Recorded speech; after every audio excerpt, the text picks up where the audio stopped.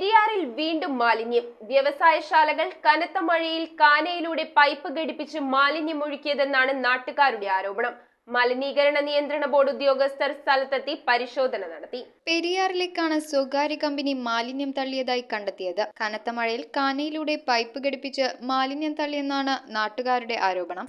രാത്രി ഒരു 2:45 ആയപ്പോൾ നമ്മുടെ പുഴയിലേക്ക് മാലിന്യം വന്ന് വീഴുന്നത് നമുക്ക് ശ്രദ്ധയിൽപ്പെട്ടു.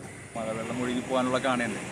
ആ കാണയുടെ ഏറ്റവും അറ്റത്തെ വശത്ത് കൂടി ഒഴുകി പോകുന്നതായി കണ്ടു. അതിനിപ്പുറത്തുനിന്ന് പിന്നെ ഒരു സ്ലാബ് മാറ്റി PCB സാമ്പിൾ എടുത്ത് പോകാൻ പോയി. നമ്മൾ പറഞ്ഞു പറ്റില്ല, അതിൻ്റെ സോഴ്സ് എവിടെയെന്ന് അറിയണം, ഏത് കമ്പനിയാണെന്നുള്ള സോഴ്സ് അറിഞ്ഞിട്ടേ പോകാൻ പറ്റുള്ളൂ എന്ന് പറഞ്ഞു. പിന്നെ അനുവരം നമ്മൾ പോലീസിനെ വിളിച്ചു, മേലുദ്യോഗസ്ഥരെ വിളിച്ചു.